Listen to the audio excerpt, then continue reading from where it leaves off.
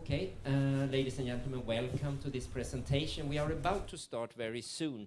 We're waiting for a little bit of technique to function, so we had an idea that we could start with that if you have any questions of any kind, then you can ask them, and maybe we can answer them. Добрый вечер всем присутствующим. Мы ждали, пока приедет человек с компьютером, чтобы можно было чуть позже показывать интересные видео. Но пока мы ждали, возникла идея, что, может быть, если у вас есть какие-то вопросы, Ленард готов на них сейчас ответить как раз. Любые вопросы. And I assume everyone is familiar with you, Gina. I have no idea. Для тех, кто меня не знает, меня зовут Евгения Салахутдинова, и я сегодня буду переводить все, что говорит Ленард. So I'm going to talk a little bit about the historical part of the Lindy Hop and things around it. But as I said before, questions are welcome also in the presentation. So you can always raise your hand if there is something that you want us to say a little bit more about. В основном мы сегодня будем говорить об истории Линди Хопа, но, как я уже сказал, вы можете задавать любые вопросы и не стесняйтесь задавать вопросы даже во время презентации. But while we wait now for the technical department over there to get ready, it's open for any kind of questions before we even start the presentation. Поэтому не стесняйтесь, вопросы можно задавать уже сейчас, пока мы ждем, пока технические детали будут разрулены, и мы сможем уже официально начать. And if you don't ask any questions, we will start to ask you questions instead, and that's going to be worse for you. Если вы не начнете задавать вопросы, то мы начнем их задавать, и это будет даже для вас хуже. Да.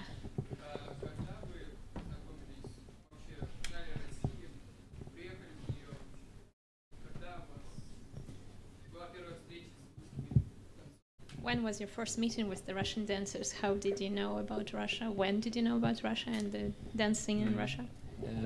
I didn't know much about Russian dancing back in the days, but for some reason in the 90s, I had an idea in my head, and it was that I wanted to go to Russia and maybe some other countries in East Europe and maybe try to spread the dance. And I don't know where this idea came from, but it was kind of in my head in the mid-90s. That was the beginning.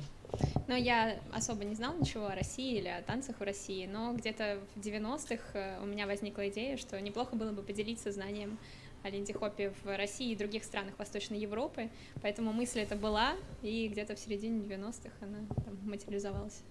And some of you know about this dance camp, Harangue Dance Camp, and in 1998 there was a lady coming there, and one day she came into the office where I sat working at the time, and she said, I'm Russian, but I live in London, but do you know someone of the teachers that would like to come to Russia and maybe introduce the Lindy Hop in Russia?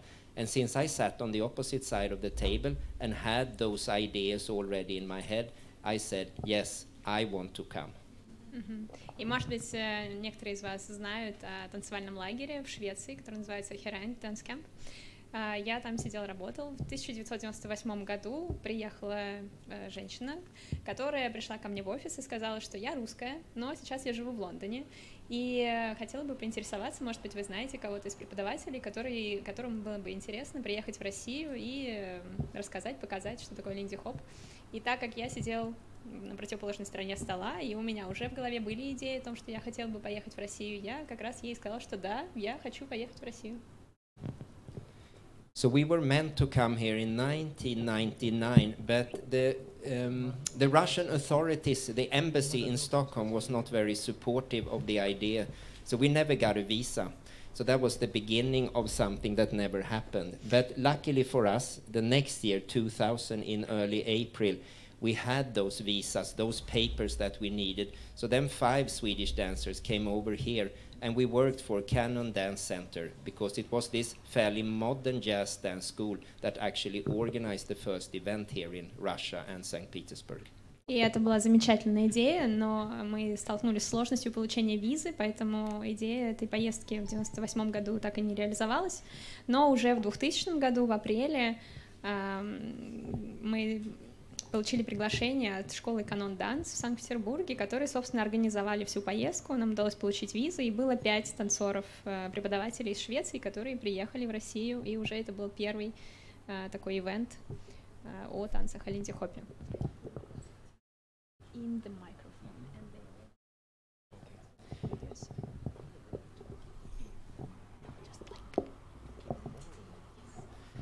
They are complaining of my microphone technique also now over there. I'll try to improve. So it was quite exciting to come here because it was new people. They didn't know anything about the Lindy Hop. It was young people, most of them 20, 25, something like that.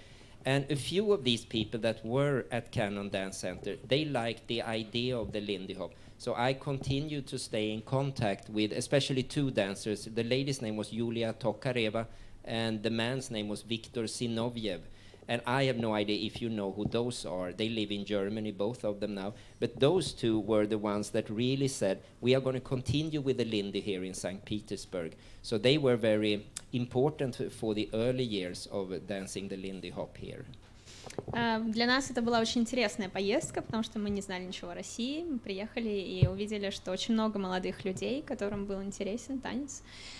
Мы провели это мероприятие, и было два человека, которые заинтересовались очень сильно линди-хопом и сказали, что мы обязательно продолжим изучать его, заниматься им. И оба этих человека сейчас живут в Германии, не знаю, знаете ли вы их или нет. Девушку звали Юлия Токарева, и молодого человека звали Виктор Зиновьев. И как раз в самом начале развития линди-хопа в России это были ключевые фигуры. And as far as I know, Russia had boogie-woogie at the time. It existed in Moscow especially at this period of time. But the Lindy was kind of new. So me and Victor and Julia, we started to travel to different places to show the Lindy Hop because they had learned enough so we could dance a little bit together and do demonstrations and some kind of teaching and so on. So we went to Moscow first of all, and then we started to go to other cities also with some kind of ambition to spread the dance around. И, насколько я знаю, на тот момент буги-вуги уже существовал в России, по крайней мере, в Москве, а линди-хоп — это было что-то новое, и у нас была идея поехать по городам России и показывать линди-хоп. Юля и Виктор на тот момент уже знали немножко о линди-хопе, но достаточно для того, чтобы что-то показать, поэтому мы начали с поездки в Москву. И дальше идея была в том, чтобы поехать по разным городам, демонстрировать, проводить мастер-классы и показывать людям, что такое линди-хоп. That was a long answer to a short question, but this is the background of things, I assume, as far as Russia and St. Petersburg is concerned. I understand that the technical department is ready, so I would like to, we should start with just showing clip number 2 from this USB stick. And it doesn't have any sound. We're just going to look at it, and there is no sound. У нас технические вопросы все уже решены, и давайте начнем с того, что мы посмотрим видео номер 2 на флешке. И там не будет звука, но мы сейчас просто посмотрим.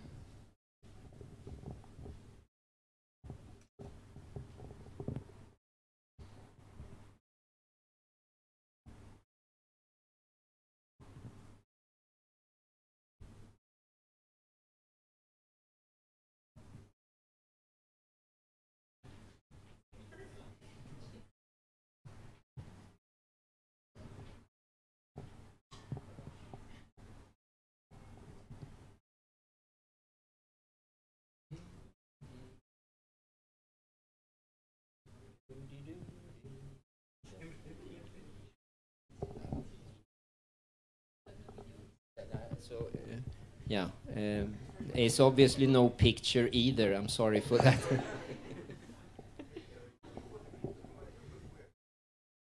Oh, wow.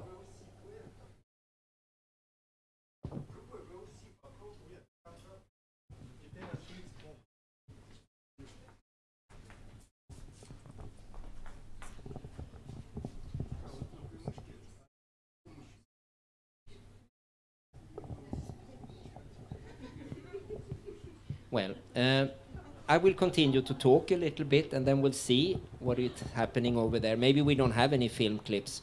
The background of this dance, for those of you that are new, it is, first of all, it's an American dance, you know that. It's a New York dance, you know that too. And it's specifically a Harlem dance, meaning that it came out of the ballrooms, bars, nightclubs in Harlem back in the late 1920s. Для тех из вас, кто только недавно начал танцевать, я расскажу о том, что вам нужно знать в первую очередь, это то, что линди-хоп — это американский танец, о том, что это танец из Нью-Йорка, и что самое главное, что это танец из Гарлема, то есть он пришел к нам из танцевальных залов Гарлема. And America at the time, they had a very strong tradition for social dancing, and that had been going on for at least 20 years. So the foundation for this dance, it was a lot of social dancing that had happened during the last 20, 30 years, and also this jazz music that had started to spread in America in the early 20s. И танец этот пришел из 20-х годов, но нужно сказать, что в Америке в то время очень сильно была развита традиция социального танцевания, и, соответственно, история вот эта идет гораздо раньше, то есть еще 20-30 лет до 20-х формировалась эта традиция социальных танцев в Америке. And Harlem itself, it was the place for black people to live back in the days. Black people didn't have any. We are obviously looking at the film clip instead, so let's take a look at this. It's silent, doesn't have any sound.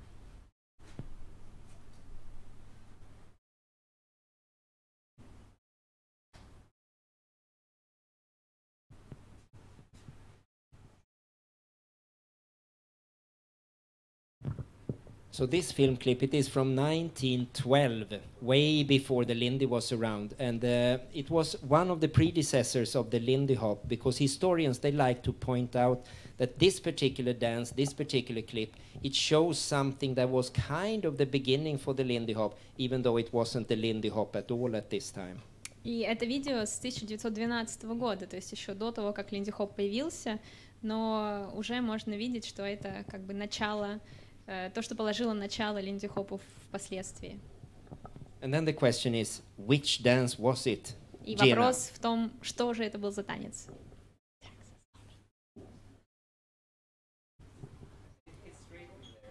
Oh, it's even written. Oh, that makes it easier.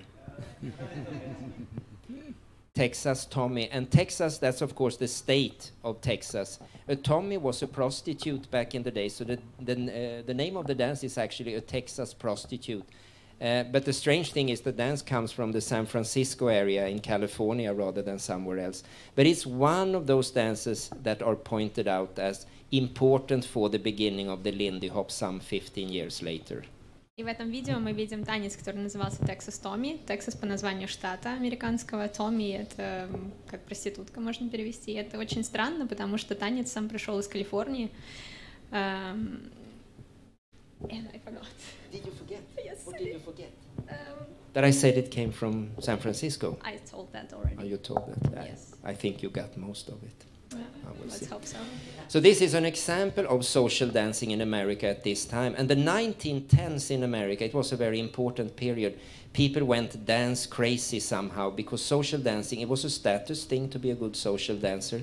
And the music that was spread at the time became very, very popular. And people liked to go out because they lived in small apartments under often very poor circumstances. But to go to a glamorous ballroom, dress up a little bit, and be a good social dancer, that was kind of important.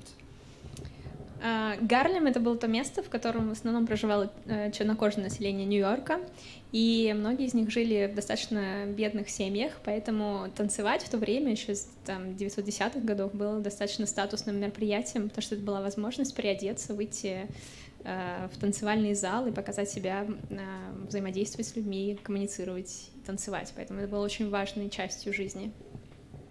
And Harlem at the time, as I said, it was the cultural center for black people. It was the first decent place where black people could live, because before, we all know it, it was about slavery, and it was in very rural areas, and they didn't have any jobs that really made sense. But when Harlem came around, it became the center for black people, and that was the area where this dance and black culture in general started to develop.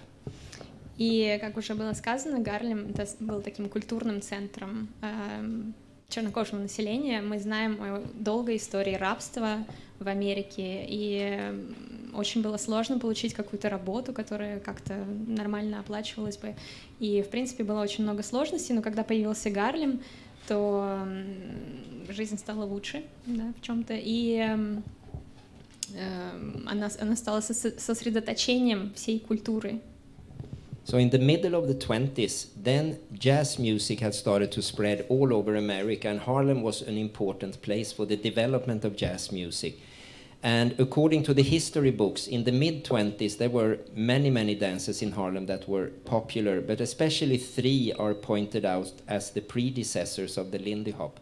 And that was the Charleston, we recognize that. We had the Breakaway, and we had the Collegiate. And those 2 dances we don't know very much about, but they were probably right before the Lindy Hop started to develop in the Harlem ballrooms. И, собственно, вся культура джазовая и танцы джазовые, они зародились в Гарлеме и дальше распространились по всей Америке. И на настоящий момент даже из книг о джазе, об истории джаза, мы знаем, что было несколько танцев, которые предшествовали Линди-хопу. Один из них — это Чарльстон, один из них — это Collegiate, и один из них — Texas Tommy. Collegiate. Yeah. Breakaway. Charleston. Sorry. Yeah, I said that. Good, yeah. Sorry. Yeah. Которые лежали как бы в основании линди-хопа. And people that learned this dance, they never went to a dance school, I think you understand that. It was street dancing, it was a part of their culture, so they had the music around them, and it was natural for people to dance back in the days, because there was way before a lot of other entertainment things. Social dancing was important. And when the Lindy Hop came about, we normally say 1927, and probably that is the year, but it might have been 26, 28. So the next clip we're going to take a look at is the oldest clip that we have in existence with the Lindy Hop. It is recorded 1928. И, конечно, надо понимать, что никто тогда ни в какие школы танцев не ходил, чтобы научиться линди-хопу. Это такой уличный был танец. Для людей вообще было нормой танцевать. И они это делали гораздо чаще, чем что-либо другое. То есть это была достаточно распространенная форма проведения свободного времени. И принято считать, что где-то с 1927 года линди-хоп появился. И сейчас мы посмотрим видео, может быть, самое старое из того, что есть. Это видео записано в 1928 году. So this is 1928, and this is 3 couples doing the Lindy Hop with the sound. Benny and that dashing little lady friend, Lizzie Highfly.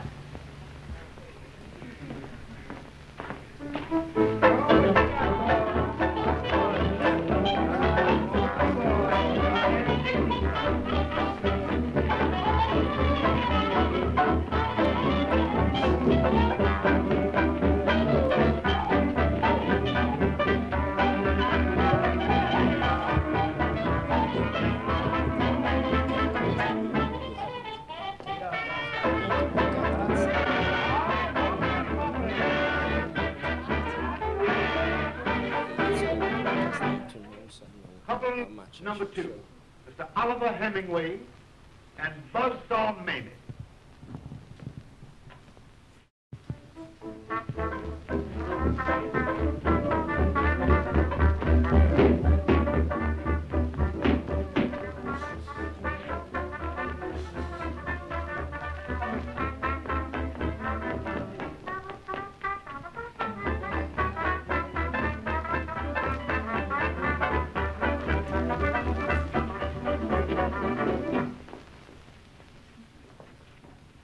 Couple number 3, Shorty Stump and Liza Underdunk.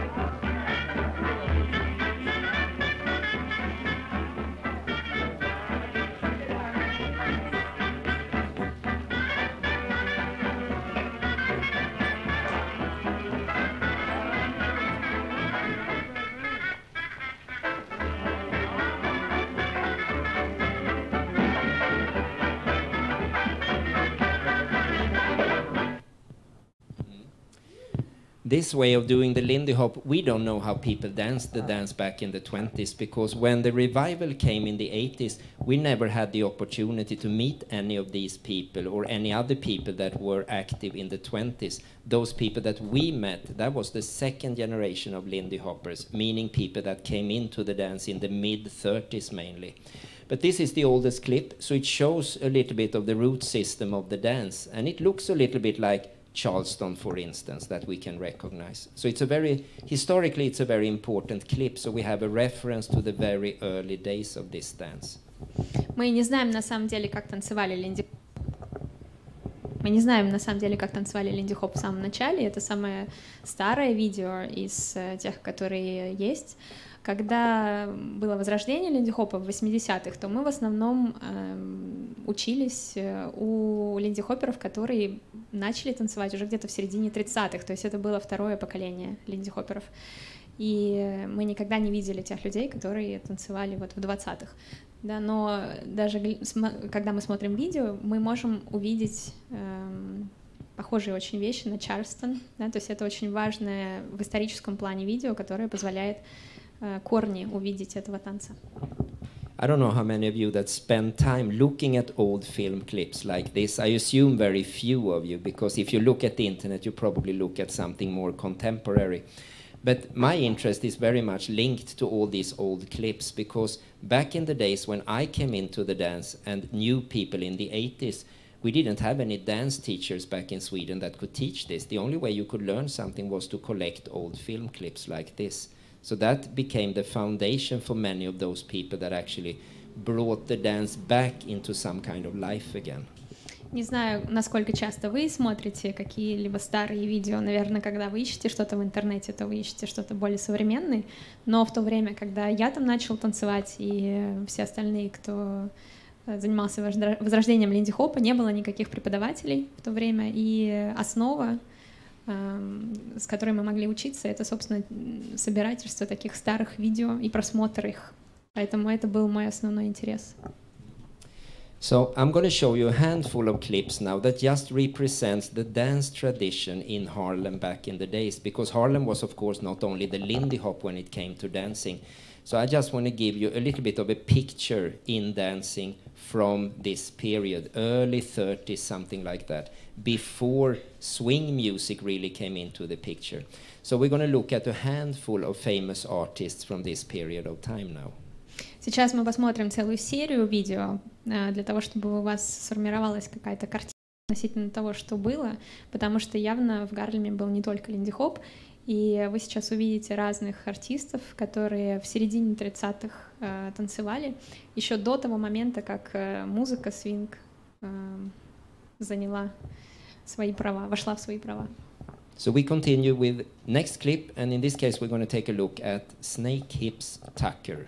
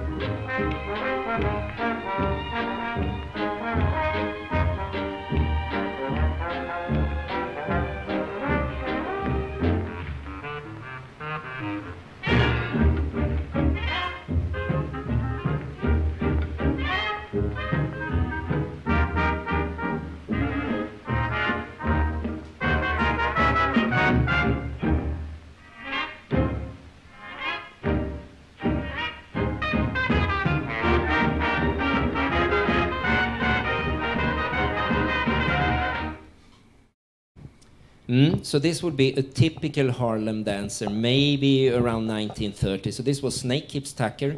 He was not a top star or something like that, but he was a good dancer that was very recognized in the area of Harlem at this period of time. То есть это такой стандартный танцор в Гарлеме в 30-х годах, и он не был суперзвездой, но у него был стиль, и вы можете видеть, что он достаточно выделяется хорошо. And Harlem had about 200 nightclubs, and Harlem is not a big area or something like that, but it had about 200 nightclubs, and nighttime, a lot of white people came up to Harlem because they wanted to be a part of this exotic nightlife that black people represented at the time. Not that they wanted to be best friends with black people necessarily, because America was very segregated at the time, but they wanted to see what black people did with music, dancing, and other forms of entertainment. Гарлем — это небольшой район в Нью-Йорке, но при этом там было порядка 200 клубов.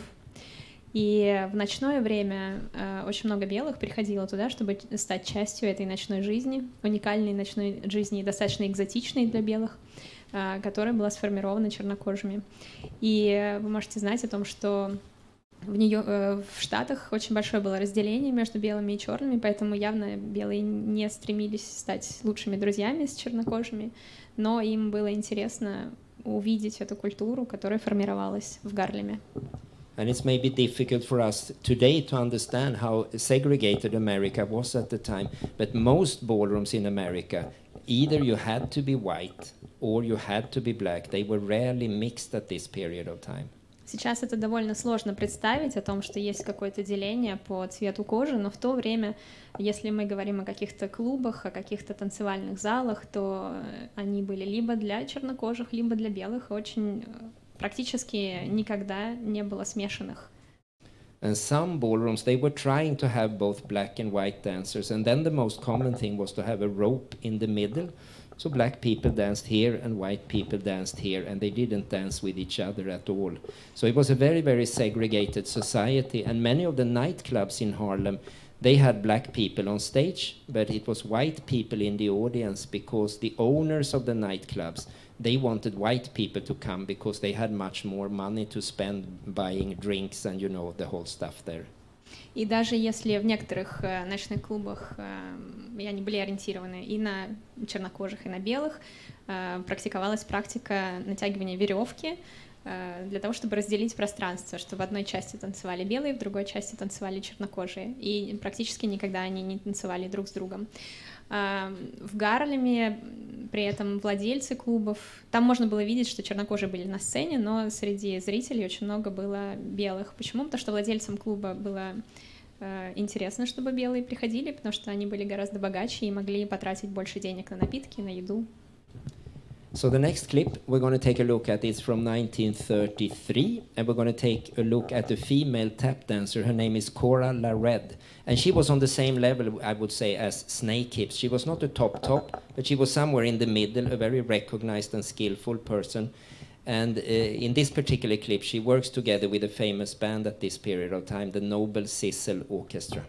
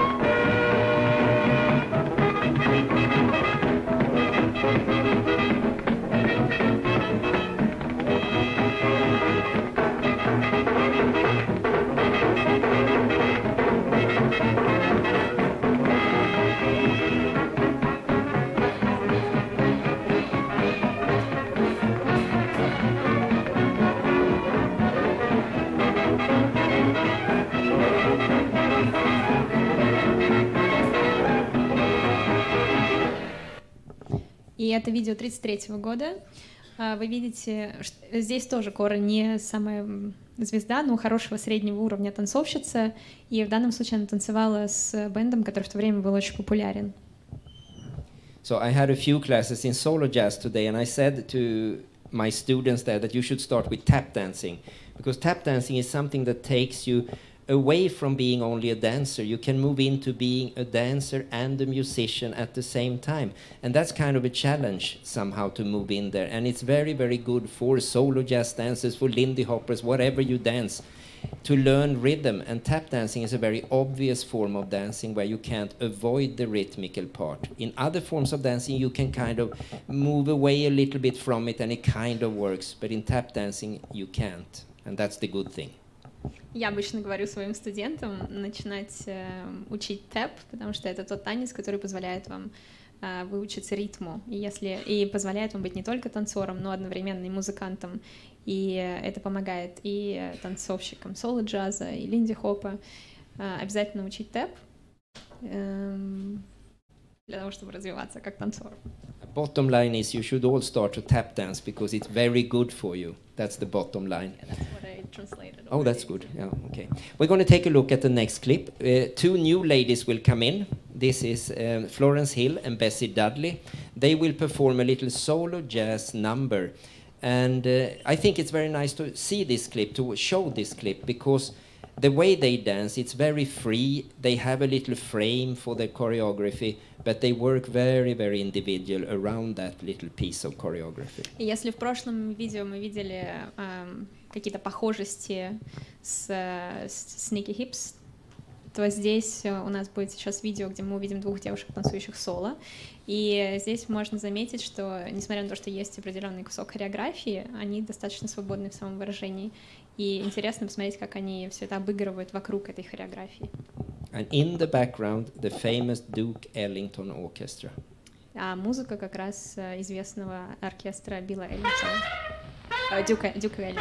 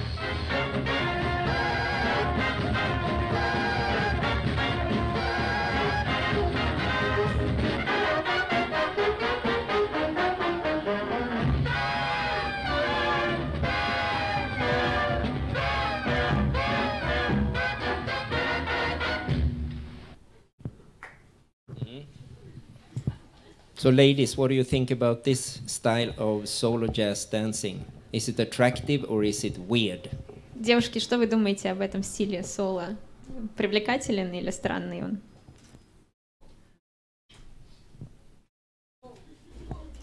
Both. A little bit weird and also attractive somehow. This is, I would say, the clips we have seen, this is typical Harlem dancing back in the days. And the Lindy Hop was inside all this. This is how people danced. This is the black tradition of dancing. It has this kind of style and this kind of expression around it, individually performed by each performer. But this is the general picture of it. И линди-хоп, конечно, тоже танцевали, но это достаточно типичное танцевание в Гарлеме. То есть вы здесь видите и экспрессию, и шарм определенный, да, то есть он, конечно, может быть немножко странным, нам кажется сейчас этот стиль, но в то же время достаточно привлекательным. И это как раз то, как танцевали тогда. И это как раз чернокожая вот эта вот энергия. And this, of course, represents how America was at the time, how the African-American community was at the time. This is a representation of how life was in Harlem in a way. So it's very difficult for us. If we have the intention to dance like this, it's very, very difficult because we don't have this cultural context that people had at this period of time. И это позволяет нам понять культурный контекст афроамериканской культуры, собственно, в которой они существовали в Гарлеме в то время. Если мы попробуем танцевать так же, как они, для нас это будет очень сложно, потому что мы не существуем в том контексте. And sometimes maybe we think that, oh, the way we do the Lindy Hop today, it looks like it did back in the 30s. And the answer to that, according to old-timers, is no, it doesn't look like the 30s at all. Even though we have elements that are the same, but we don't have the same approach, attack, and cultural context at all.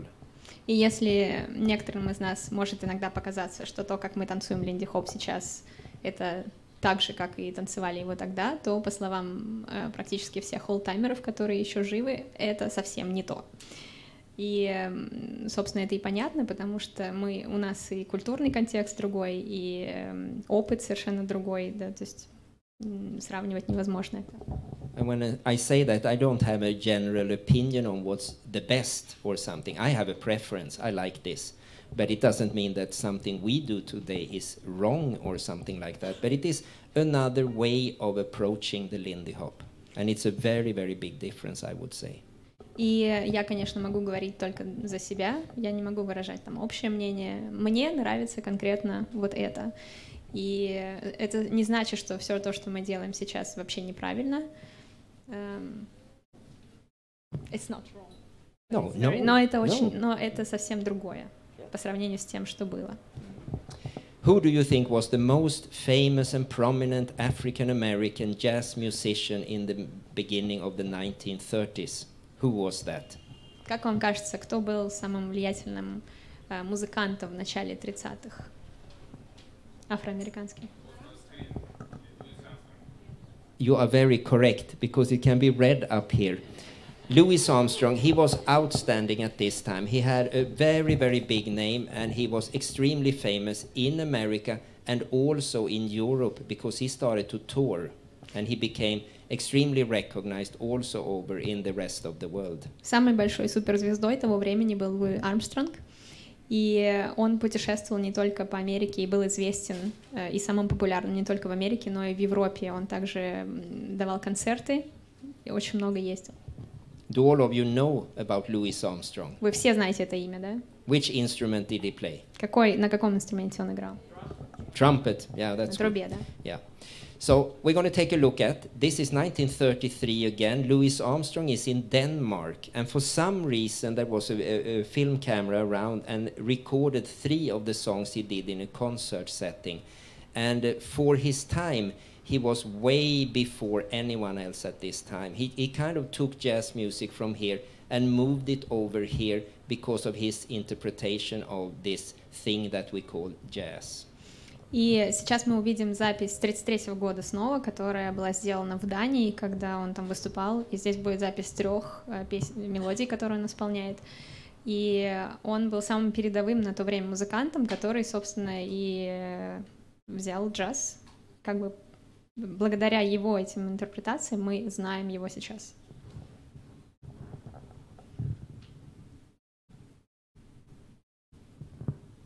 The next number we're going to swing for you is one of the good old favorites. That's Dinah, Legate, boy. Are you ready? Check out. 1, 2, 3.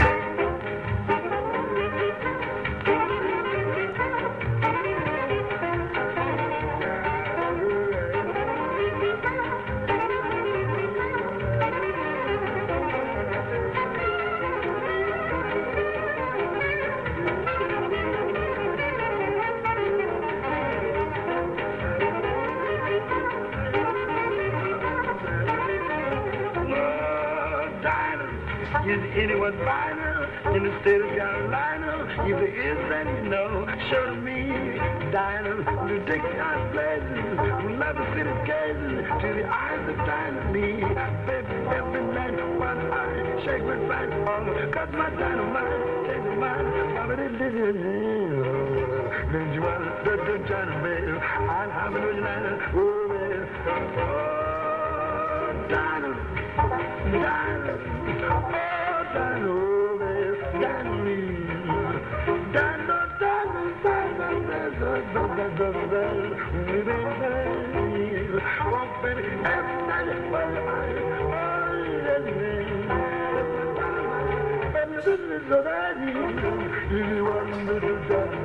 I'd have an old liner.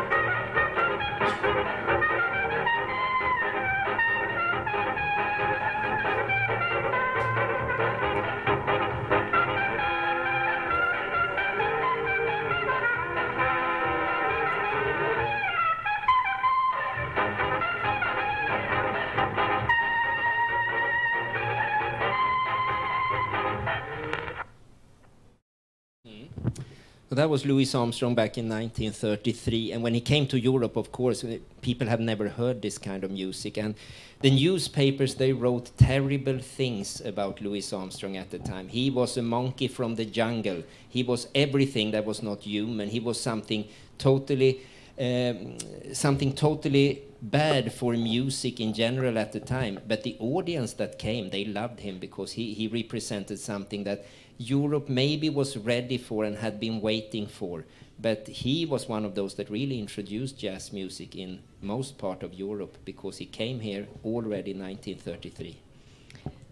И эта запись 1933 года. В Европе еще не было никакого джаза и в помине, и Луи Армстронг как раз привез его в Европу и показал. И несмотря на то, что газеты написали очень много ужасных вещей, то есть для них он был совершенно ужасным и для музыки, и совершенно не похож на человека, а на какую-то мартышку из джунглей. И очень много всего плохого было написано, но аудитория, которая была, всем очень понравилась, потому что, скорее всего, это было то, чего не хватало Европе, к чему она была готова и очень хотела. I don't dare to ask you any questions any longer because everything is up here all the time. I have to check now. Я теперь даже не знаю, задавать вам какие-то вопросы или нет, потому что тут уже все написано. Oh, wait, maybe it's not. Let's see, okay. It's good. Who was the mayor of Harlem back in the mid-30s? Кто знает, кто был мэром в 30-х годах? Who was that?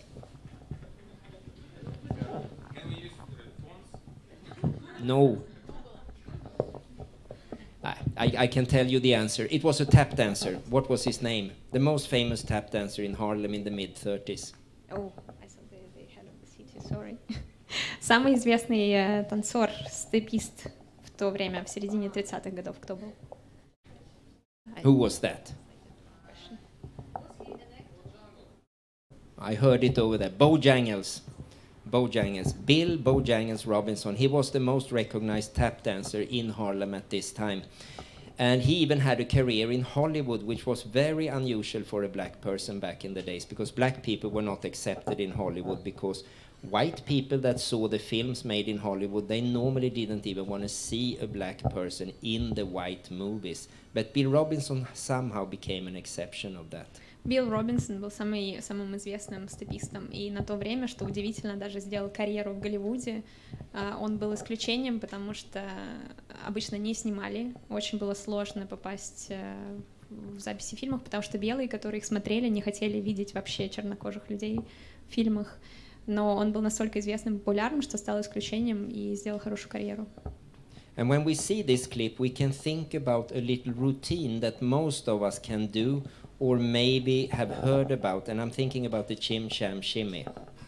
И сейчас, когда мы будем смотреть эту запись, то мы даже увидим хореографию, которую многие из нас сейчас делают, которая называется шим-шам шими. And the reason is that Bill Robinson, he based his tap dancing on this particular little simple system that is inside Chim Cham, and it is 3 plus a break. И это все потому, что Билл Робинсон свою рутину построил на основании системы шим-шама, которая заключается в 3 повторениях, 1 шага и потом брейк. And if you don't know what 3 plus a break is, I will give you an example of 3 plus a break. Если вы не знаете, что это такое, 3 повторения и брейк, то я вам сейчас приведу пример. Taketu, taketu, taketuke, taketu, taketu, taketu, taketuke, taketu, taketu, taketu, taketuke, taketu, ta, ka, ku, ka, chika, ka, ka. That's 3 plus a break. It's no You need know to how it translate, goes. yeah. Yeah. Okay, Bill Robinson, 1934.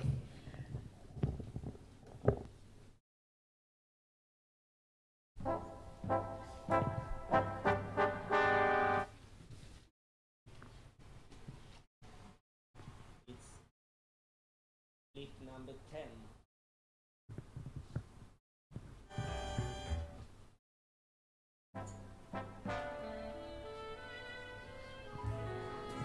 No. This is another clip. It's before this one. I mean, Here is no number 10. Just a second. have number 10 disappeared? That's very mysterious. It's been there before. It says, let's see. No. Bojangles, King for a Day, number 10. This is another clip. This one, yes.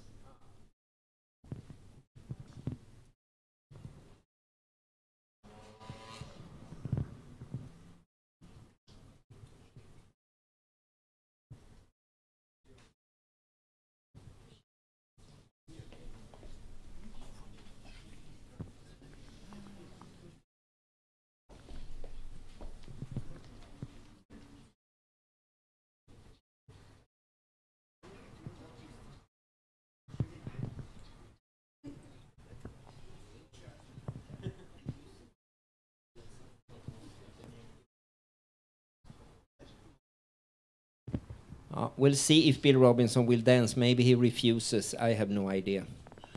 Мы сейчас увидим, будет ли Билл Робинсон танцевать для нас. Может быть, он отказался просто. So I don't know what the technical problems are. I don't know really. But what we can say is that I said he was the mayor of Harlem. Of course,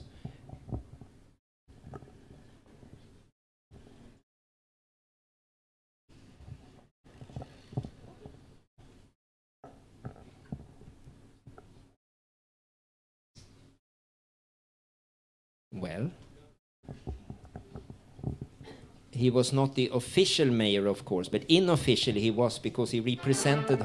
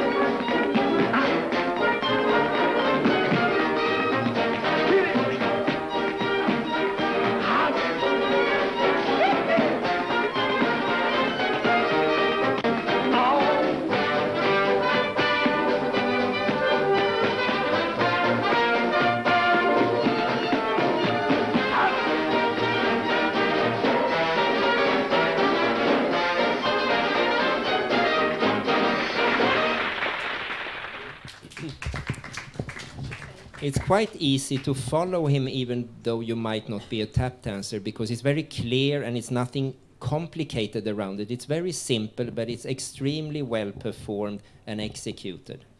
И здесь можно видеть, даже если вы не специалист в тэпе, здесь очень четко можно следовать за ним, потому что, несмотря на то, что достаточно все просто, очень здорово исполнено. И его действительно называли мэром Гарлема.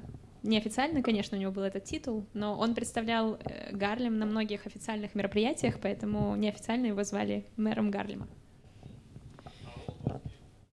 In this particular clip, he was 56. Yeah. He was born 1878. Он родился в 1878 году, и в данном видео ему уже 56 лет. When he died in 1949, it is said that it was the second biggest funeral in Harlem ever, so he was extremely popular during his life. 49. Он умер в 1949 году, и он был очень-очень популярен, поэтому говорили, что это вторые по численности похороны, которые были.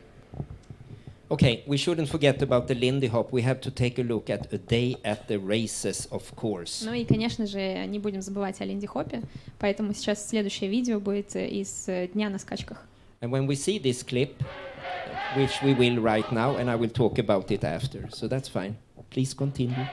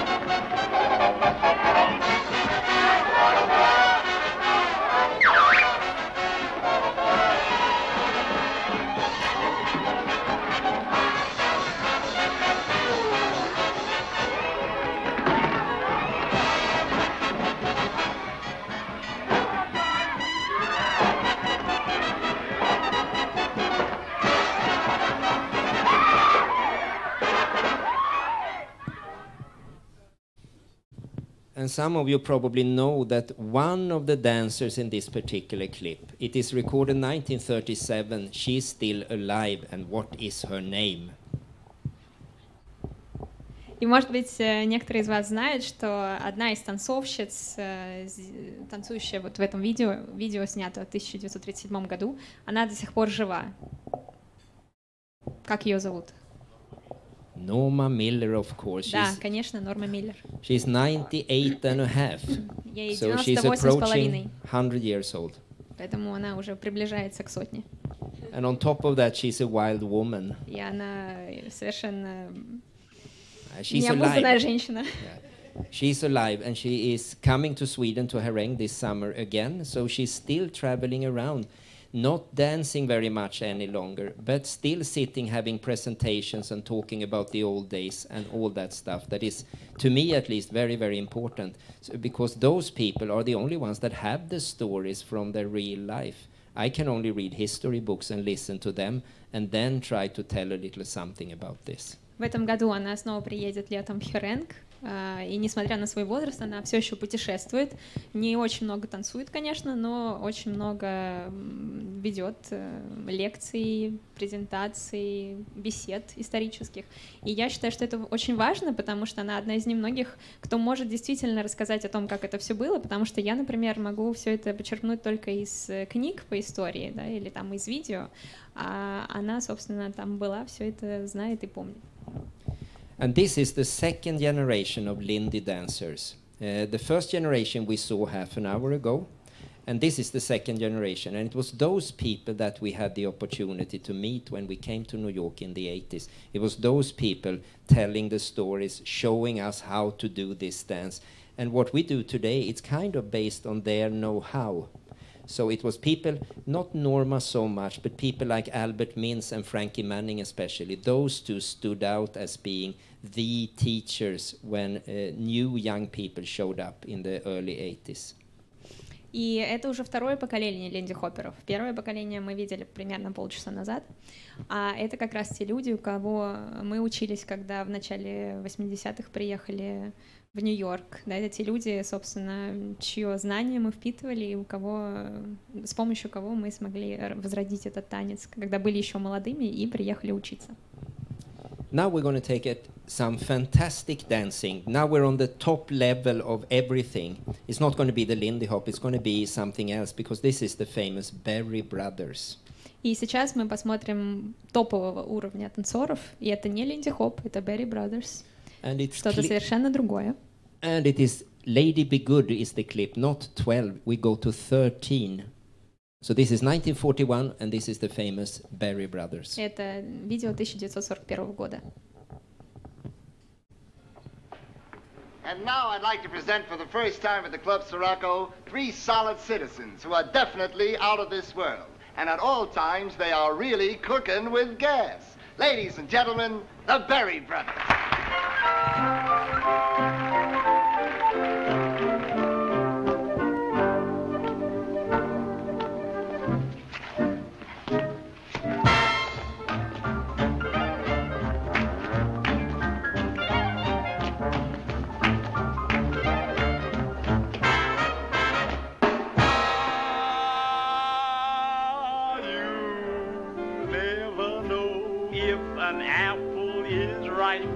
Till you bite it. You bite it, rip, you boot, doot, whoa. You'll never know if fire's going to burn. Till you light it, you light it. You strike a hunk match and light it. Say, you'll never know what it means to be blue till you lost an old friend. Yes, you'll never know just how long is the road till you reach until you reach the end. You'll never know that you got a friend. You'll never know how good a book is till you read it. You read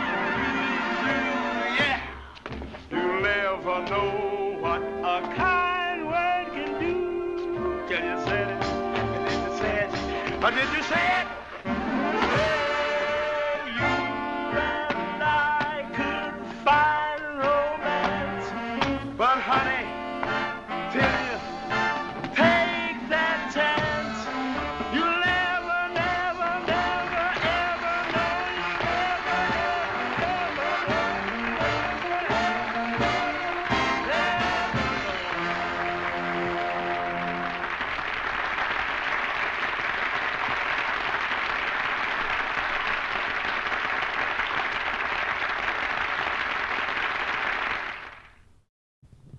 Ja.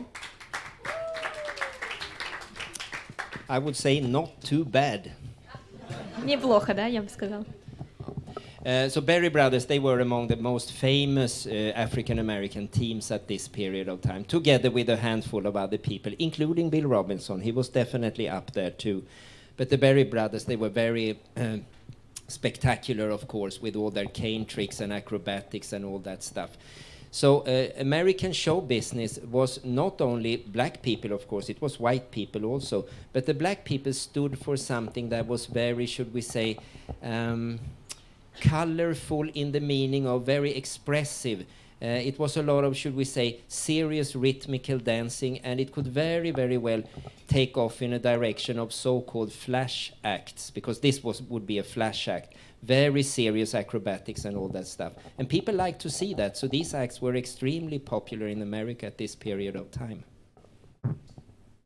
I'm sorry, it became a little bit too long. Мы уже говорили о Баджанглс, Робертсоне, и Berry Brothers, они также были очень-очень популярны. И надо сказать, что в американском шоу-бизнесе были не только чернокожие, но и белые артисты, конечно же, но чернокожие артисты, они представляли в основном очень ритмически сложные номера с большим количеством акробатики. Вот Berry Brothers, собственно, яркие представители того, что мы бы назвали флэш-акт. Да, когда очень сложно, все технически, очень много акробатики, и публика это безумно любила, поэтому это пользовалось огромной популярностью в то время. And we have to remember, this is not a number made for Hollywood. This is a number that they were traveling with in different nightclubs. So they did it every day. And this number was so popular, so when they wanted to do a new number, it was well known that the people in the audience, they were often screaming, do the old number, that's the best one. So they never got out of this number. They had it for more than 10 years in nightclubs, and this is a rough and tough number to do, of course. И надо сказать, что это не номер, который они специально сделали для записи фильма в Голливуде, да, это тот номер, с которым они выступали по клубам, да, то есть они это делали каждый день, и даже когда они хотели какой-то другой новый сделать номер, то очень часто публика в клубах кричала, что показывайте старый, он самый лучший, уже ничего нового не надо, и они с этим номером выступали порядка 10 лет, и вы можете видеть, что он достаточно сложный и очень такой жесткий. And it was not unusual if you worked in nightclubs and theaters that you had between 3, 4, 5, up to 7 shows a day. And if you have a number of this kind, it's extremely demanding, of course, on your body. И надо сказать, что в то время, если вы работали в клубах, то это могло быть до 7 выступлений в день. И это означает, что это большая нагрузка для тела.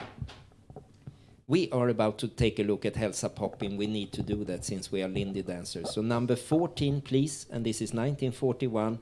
And this is Whitey's Lindy Hoppers with Norma Miller, Frankie Manning and Albert Mintz. И сейчас надо сказать, что мы обязаны просто посмотреть кусочек фильма «От развергся», 41 год, и там вы видите и Фрэнки Мэннинга танцующего, и Норма Миллер, и Элла Минса.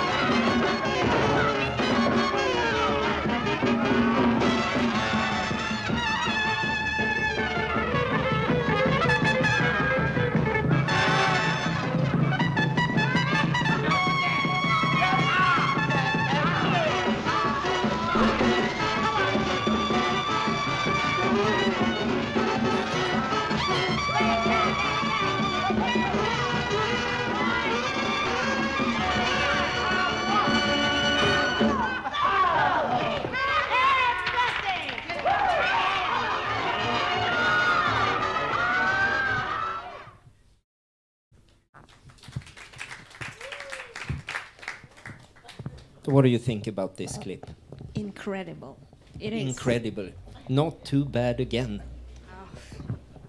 This is, of course, the cult movie for the Lindy Hop, and without clips like Day at the Races, Hälsa Poppin', we don't know if this revival would have took off at all, because it was those clips that people saw, and it was those clips that people said, wow, maybe these dancers are still alive, maybe it's possible to find them.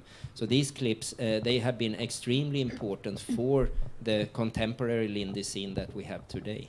И это, конечно, культовый фильм для линди-хопперов, потому что благодаря этому фильму и предыдущему видео, да, из «Дня на скачках», и, собственно, появились те люди во время возрождения линди-хопа, которые посмотрели это видео, сказали, что, о, неужели, может быть, кто-то из этих танцоров все еще жив и может нам показать, что такое линди-хоп.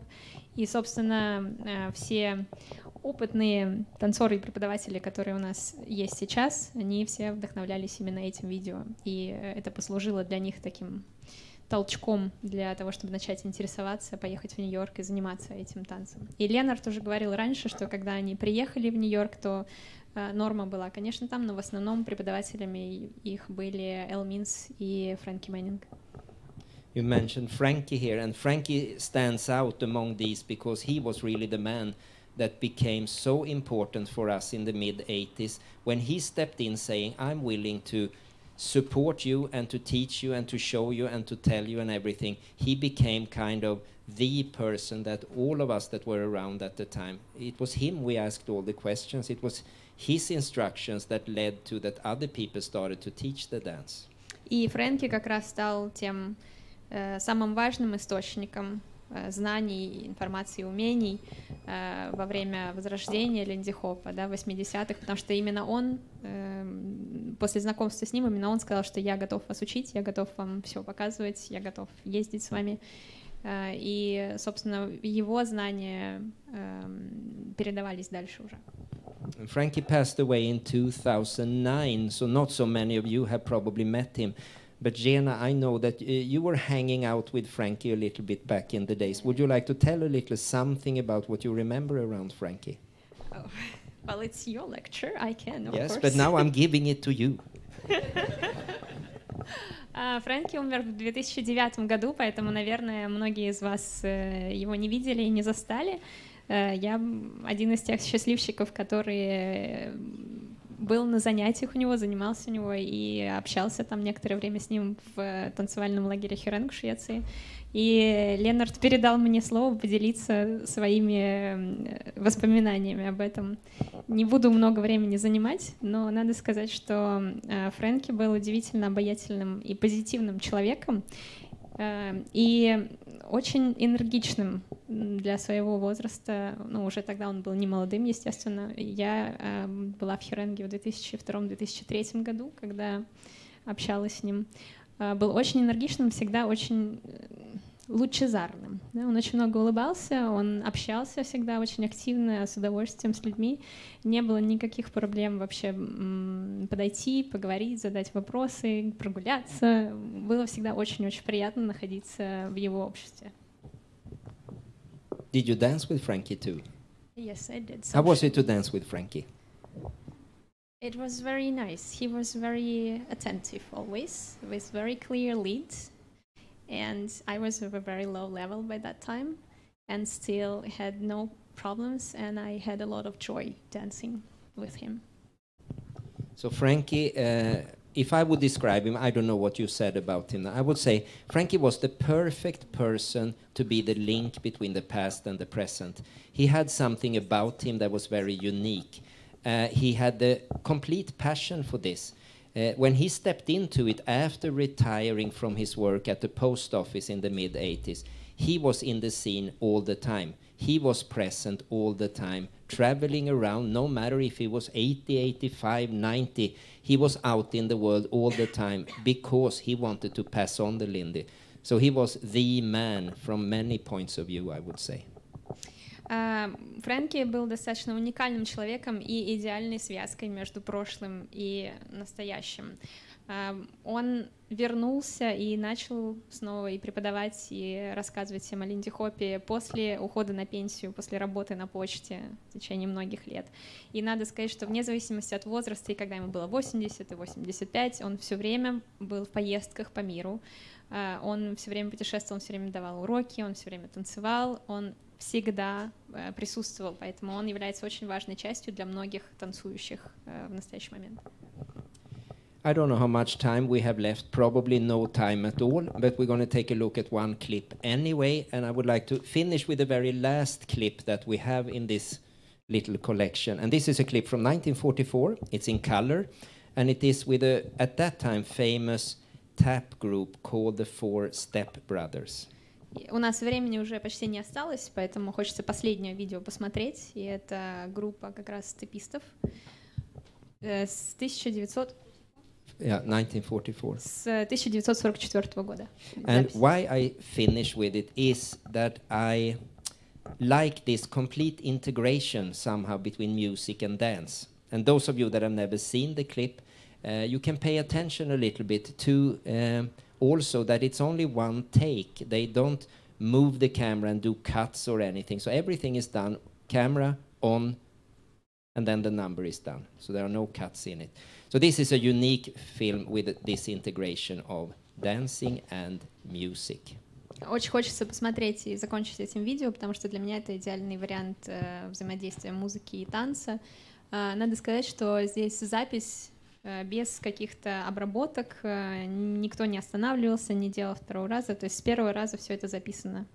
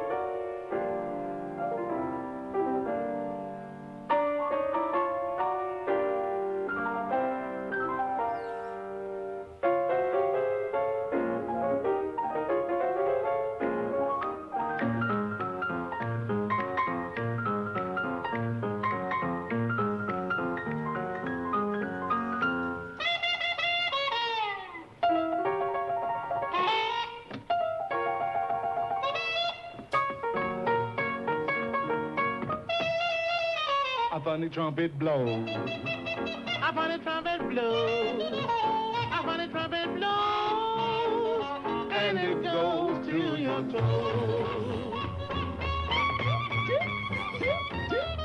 And why do you suppose? And why do you suppose? And why do you suppose that it goes to your toes? A fella never knows. A fella never knows. A fella never knows why it goes to your toes. But you forget your woe. But you forget your woe. But you forget your woe. When it goes to your toes. Blow, it's the trumpet of snow. It's the trumpet of snow. It's the trumpet of snow.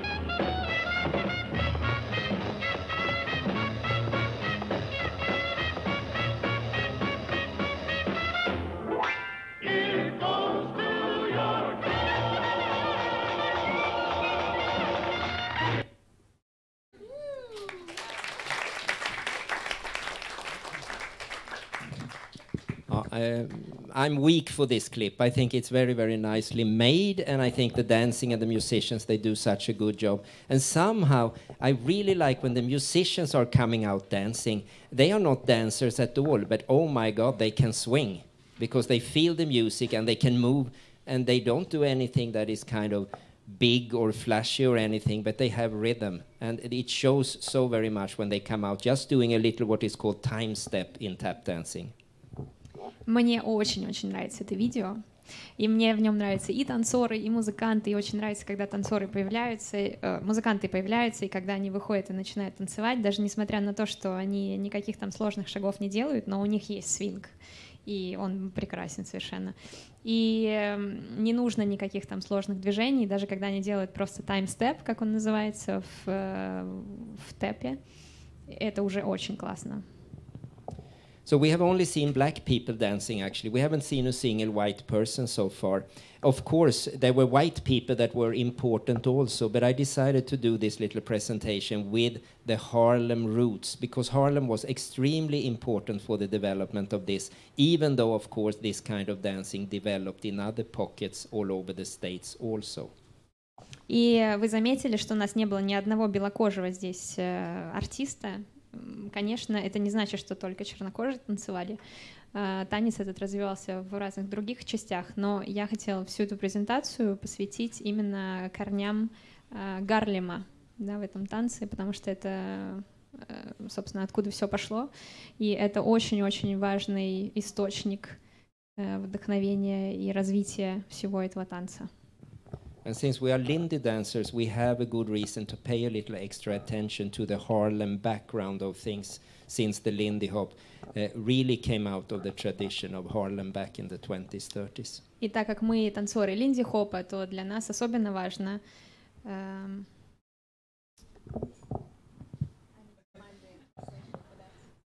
What do you need to translate? Like to pay reference, yeah. you know.